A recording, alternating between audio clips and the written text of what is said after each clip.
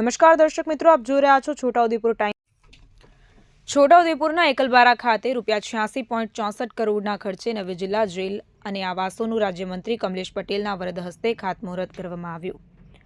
ગુજરાત રાજ્ય પોલીસ આવાસ નિગમ લિમિટેડ દ્વારા છોટાઉદેપુર જિલ્લાના એકલબારા ખાતે નિર્માણ પામનાર જિલ્લા જેલના રહેણાંક અને બિન રહેણાંક મકાનોના બાંધકામનું ખાતમુહૂર્ત રાજ્યના નાણાં અને જેલ રાજ્યમંત્રી કમલેશભાઈ પટેલના વરદ હસ્તે કરવામાં આવ્યું।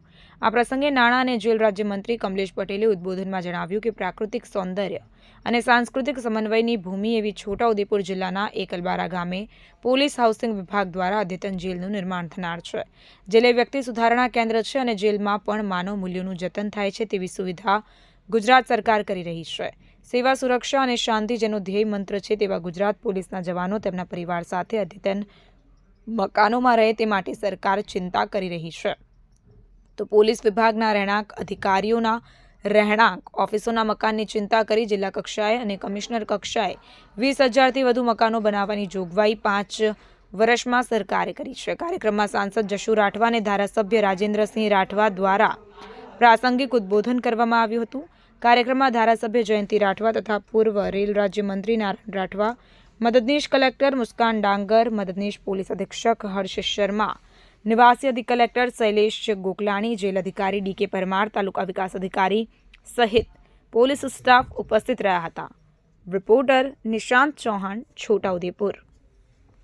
આજરોજ છોટાઉદેપુરના એકલબારા ગામે ડિસ્ટ્રિક્ટ જેલ જે લગભગ 86 કરોડ ઉપરાંતના ખર્ચે બનવા જઈ રહી છે એના ખાતમુહૂર્ત પ્રસંગે ઉપસ્થિત રહેવાનું થયું।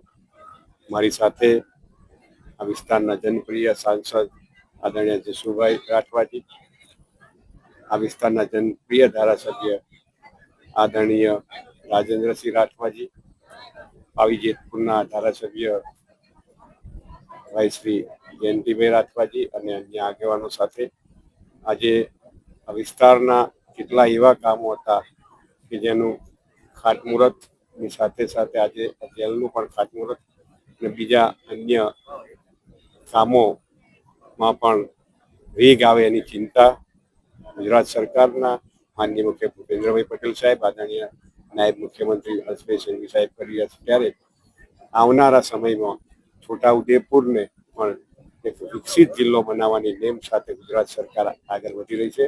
ત્યારે આપ સૌને પુનઃ આ જે 86 કરોડના ખર્ચે 22 એકરમાં જે અદ્યતન જિલ્લાની જેલ બની રહી છે એ જેલના ખાતમુહૂર્ત પ્રસંગે આપ સૌનો ઉપસ્થિત રહે આપ સૌનો પણ હૃદયપૂર્વક આભાર અસ્તુ। જેલમાં અદ્યતન સુવિધાઓ, અદ્યતન બેરક, મહિલા માટેનો અલગ બેરક, એના માટે સાંસ્કૃતિક કેન્દ્ર, અન્ય અલગ રસોડું, એના જે જીમથી માંડી અને કોમ્પ્યુટરના માધ્યમ, વિડીયો